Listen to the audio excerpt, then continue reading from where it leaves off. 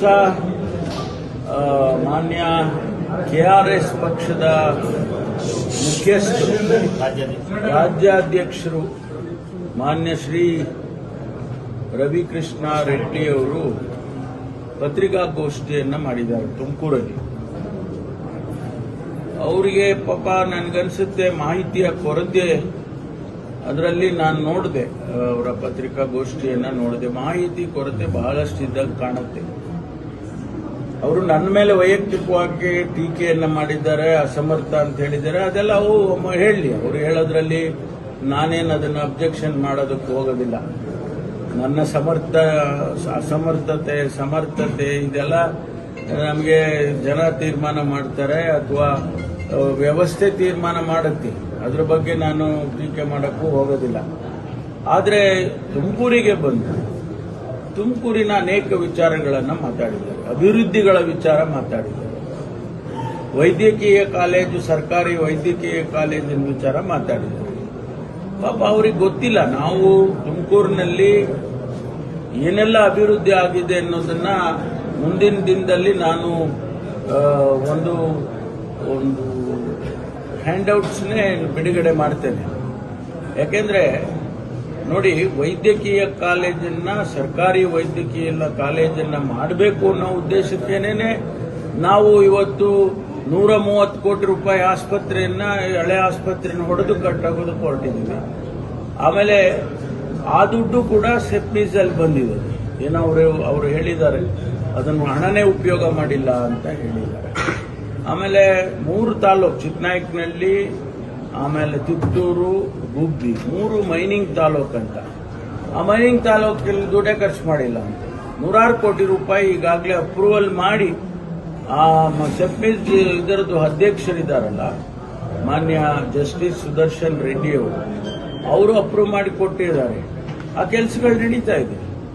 ಅದು ಆಯಾಯ ಕ್ಷೇತ್ರದ ಶಾಸಕರೇ ತೀರ್ಮಾನ ಮಾಡಿದ್ದಾರೆ, ನಮ್ಮ ಕ್ಷೇತ್ರಕ್ಕೆ ಏನ್ ಬೇಕು ಅನ್ನೋದು ತೀರ್ಮಾನ ಮಾಡಿದ್ದಾರೆ. ಆ ಗೈಡ್ಲೈನ್ಸ್ ಕೊಟ್ಟಿದ್ದಾರೆ.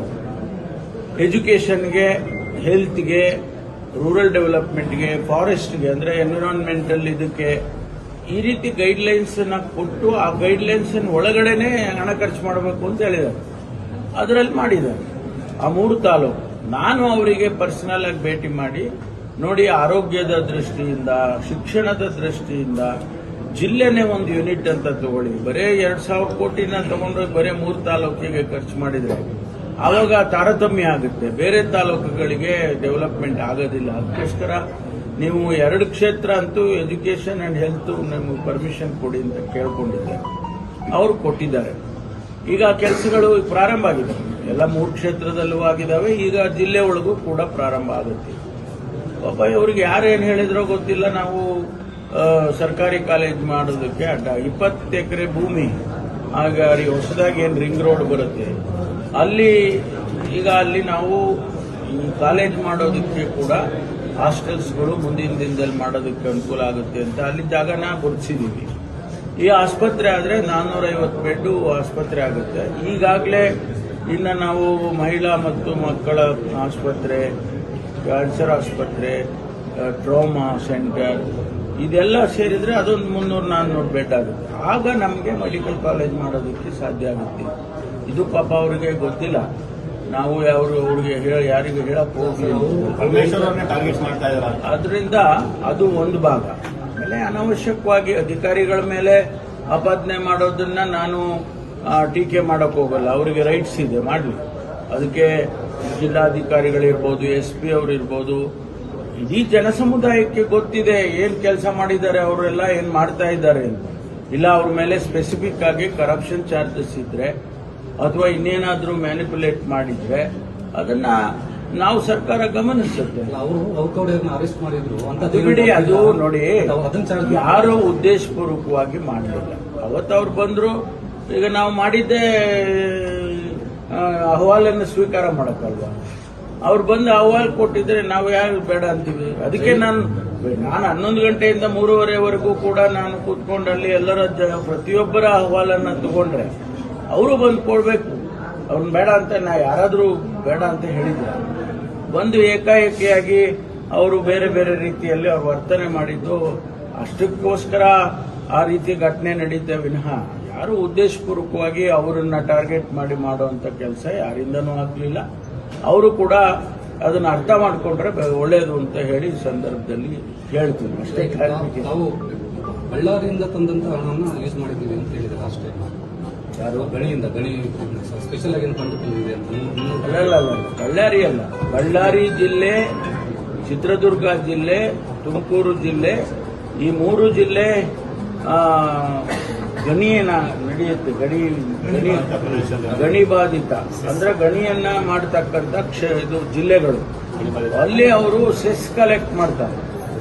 ಪ್ರತಿಯೊಂದು ಟನ್ನಿಗೆ ಸೆಸ್ ಕಲೆಕ್ಟ್ ಮಾಡ್ತಾರೆ. ಆ ಸೆಸ್ಸು ಒಂದು 20,000 ಕೋಟಿನ ಏನೋ ಆಗಿದೆ. ಅದನ್ನ ಆ 3-4 ಜಿಲ್ಲೆಗಳಿಗೆ ಹಂಚ್ತಾರೆ ಪ್ರಪೋರ್ಷನೇಟ್ ಆಗಿ. ಎಷ್ಟರ ಮಟ್ಟಿಗೆ ನಿಮ್ದು ಗಣಿ ನಡೆದಿದೆ ಅದನ್ನ ಪ್ರಪೋರ್ಷನೇಟ್ ಆಗಿ ಅವ್ರದ್ದೊಂದು ಕ್ಯಾಲ್ಕುಲೇಷನ್ ಇಟ್ಕೊಂಡಿದ್ದಾರೆ. ಅದ್ರ ಪ್ರಕಾರ ಕೊಡ್ತಾರೆ. ಈಗ ನಮಗೆ ಒಂದು 2,000 ಕೋಟಿನೋ 2,300 ಕೋಟಿನೋ ನಮಗೆ ಸಿಕ್ಕಿದೆ.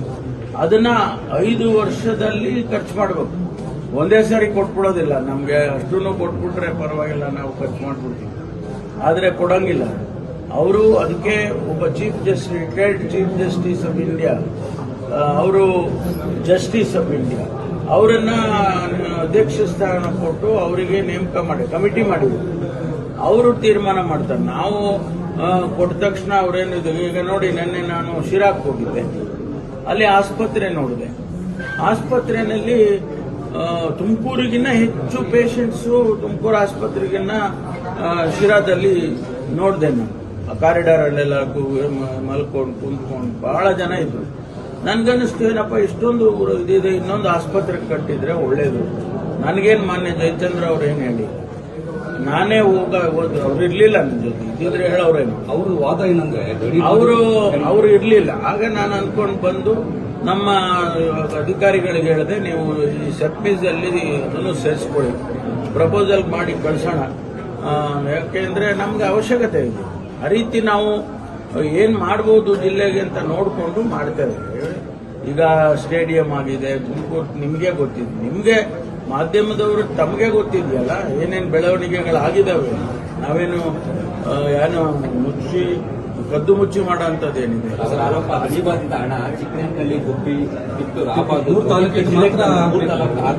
ಅದು ನಿಯಮ. That is not made by doctor Parameshwar. ಆ ಕಾನೂನನ್ನ ಮಾಡಿರ್ತಕ್ಕಂಥವ್ರು ಎಲ್ಲಿ ಗಣಿಯನ್ನ ಮಾಡ್ತೇನೆ ಅಲ್ಲಿ ಪರಿಸರ ಹಾಳಾಗಿದೆ, ಡಸ್ಟ್ ಬರುತ್ತೆ, ಗಿಡಗಳು ಕತ್ತರಿಸಿರ್ತಾರೆ, ಪರಿಸರ ಹಾಳಾಗಿದೆ. ಅದನ್ನ ಮತ್ತೆ ರೆಜ್ಯುಮಿನೇಟ್ ಮಾಡಬೇಕು ಅಂತ ಹೇಳಿ ಆ ಕ್ಷೇತ್ರಕ್ಕೆ ಮಾತ್ರ ಹಣ ಕೊಡಬೇಕು ಅಂತ ಕಾನೂನು ಮಾಡಿದ್ದಾರೆ. ನಾವೆಲ್ಲ ಮಾಡಿರೋದು, ಕೇಂದ್ರ ಸರ್ಕಾರ ಮಾಡಿದ್ರು. ಅದನ್ನ ಎಲ್ಲೋ ಒಂದ್ ಕಡೆ ಸ್ವಲ್ಪ ರಿಲ್ಯಾಕ್ಸ್ ಮಾಡಿ, ಯಾವುದು priority area, health priority area, education is priority area. ಅದಕ್ಕೆ ನಾನೇ ಹೋಗಿ ಖುದ್ದಾಗಿ ರಿಕ್ವೆಸ್ಟ್ ಮಾಡಿ ಸ್ವಲ್ಪ ರಿಲ್ಯಾಕ್ಸ್ ಮಾಡಿ ನಮ್ಮ ಜಿಲ್ಲೆಗೆಲ್ಲ ಕೊಡಿ, ಇವೆರಡಕ್ಕೆ ಮಾತ್ರ, ಬೇರೆದಕ್ಕೆ ಕೊಡ್ಬೇಡಿ. ರಸ್ತೆ ಮಾಡೋಕ್ಕೆ ಅದಕ್ಕೆಲ್ಲ ಕೊಡಬೇಡಿ. ಎಜುಕೇಶನ್ ಹೆಲ್ತ್ಗೆ ಇಡೀ ಜಿಲ್ಲೆನ ಒಂದು ಯೂನಿಟ್ ಅಂತ ಮಾಡಿ ಅಂತ ನಾನು personally I requested the honourable justice. ಅವರು ಒಪ್ಪಿದ್ರು. ಅವರು ಕಾರ್ಯಕರ್ತರು ಕೇಸ್ ಹಾಕಿದ್ರ ಕಾರಣಕ್ಕೆ ನಿಮ್ಮ ಟಾರ್ಗೆಟ್ ಸೋಷಿಯಲ್ ಮೀಡಿಯಾ ಇಲ್ಲಪ್ಪ, ನನಗೆ ಯಾವ ಉದ್ದೇಶಕ್ಕೆ ಅವರು ಆ ರೀತಿ ಮಾತಾಡಿದಾರೋ ಗೊತ್ತಿಲ್ಲ. ನನ್ನ ಕ್ಲಾರಿಫಿಕೇಶನ್ ಇಷ್ಟೇ. ನಾವು ಯಾರಿಗೂ ವೈಯಕ್ತಿಕವಾಗಿ ಯಾರನ್ನು ಕೂಡ ನಾವು ಟಾರ್ಗೆಟ್ ಮಾಡಿ ಅಥವಾ ಅವರಿಗೆ ಇದು ಮಾಡಬೇಕು ಅಂತ ಅನ್ನೋ ಉದ್ದೇಶ ನನಗಂತೂ ಇಲ್ಲ. ನಾನು ಕೂಡ ಇಷ್ಟು ವರ್ಷ ರಾಜಕಾರಣದಲ್ಲಿ ಬಂದಿದ್ದೇನೆ. ಹಾಗೆ ನನ್ನ ಮೇಲೆ ಮಾಡೋದಕ್ಕೆ ಅವ್ರಿಗೆ ಕಾರಣ ಇದ್ರೆ ಮಾಡಲಿ. ಅದಕ್ಕೆ ಅದನ್ನ ನೋಡೋಣ, ಅದೇನು ಅಂತ ಅದಕ್ಕೆ ಉತ್ತರ ಕೊಡೋಣ. ಆದ್ರೆ ಅನವಶ್ಯಕವಾಗಿ ಮಾಡ್ತಕ್ಕಂಥದ್ದು ಸರಿ ಇರಲ್ಲ. ಕೌಂಟರ್ಗಳು ಮಾಡಿದ್ರು ಕೂಡ ಅವರಿಗೆ ಗೊತ್ತಾಗಿಲ್ಲ ಸರ್, ಹಂಗಾಗಿ ನಿಧಾನಕ್ಕೆ ಬಂದಿದ್ದಾರೆ. ಇಲ್ಲ, ಬರ್ಲಿ, ಆಯ್ತು, ಬಂದಿದ್ದಾರೆ ಅವರು. ಈಗ ಒಂದು ರೆಪ್ರೆಸೆಂಟೇಷನ್ ಕೊಡೋದ್ರಲ್ಲಿ ಏನ್ ತಪ್ಪಿದೆ? ಆದ್ರೆ ನೀವು ಯಾವ ರೀತಿಯಲ್ಲಿ ನಡ್ಕೊಂಡಿದ್ದೀರಿ ಅನ್ನೋದನ್ನ ಎಲ್ಲರೂ ನೋಡಿದಾರಲ್ಲ. ಅಲ್ಲಿ ನಾನೇನ್ ಇದು ಮಾಡಿದ್ನ? ನಾನು ಬೇಡಪ್ಪ ನೀವು ಕೊಡಬೇಡಿ, ತಗೊಂಡೋಗ್ರಿ ನಿನ್ ರೆಪ್ರೆಸೆಂಟೇಷನ್ ಅಂತ ಹೇಳಿದ್. ನಾನು ಕೊಡಪ್ಪ ಅಂತ ಇದ್ದೀನಿ, ಕೊಡ್ತಾನೆ ಇಲ್ಲ ನನಗೆ. ಅಲ್ಲೇ ಕೈ ಹಿಡ್ಕೊಂಡೇ ಮಾತಾಡ್ತಾರೆ, ಅದನ್ನ ರೆಕಾರ್ಡ್ ಮಾಡ್ತಾರೆ. ಅದು ಸರಿ ಇಲ್ಲ ಅಂತ ಹೇಳಿದ್ದಷ್ಟೇ. ಅದು ಬಿಟ್ರೆ ಸುಮ್ಮನೆ ನಮ್ಗೇನು ಅವ್ರ ಮೇಲೆ, ಅವರು ಒಂದು ರಾಜಕೀಯ ಪಕ್ಷವಾಗಿ ಇವತ್ತು ಕೆಲಸ ಮಾಡ್ತಿದ್ದಾರೆ, ಮಾಡ್ಲಿ, ಸಂತೋಷ. ಸರ್ಕಾರದ ನ್ಯೂನತೆ ಆಗ್ಬೋದು, ವ್ಯವಸ್ಥೆಯ ನ್ಯೂನತೆಯನ್ನು ಆಗ್ಬೋದು, ಅವರು ಕಂಡಿಡಿದು ಹೇಳ್ತಾರಲ್ಲ, ಅದು ಮಾಡಲಿ. ಅವ್ರದ್ದು ಯಾರು ಬೇಡ ಅಂತವ್ರು, ಅವ್ರನ್ನ ನಾವು ಬೇಡಪ್ಪ ನೀವು ಹೇಳಬೇಡಿ ಅಂತ ಹೇಳಿಲ್ವಾ? Thank you.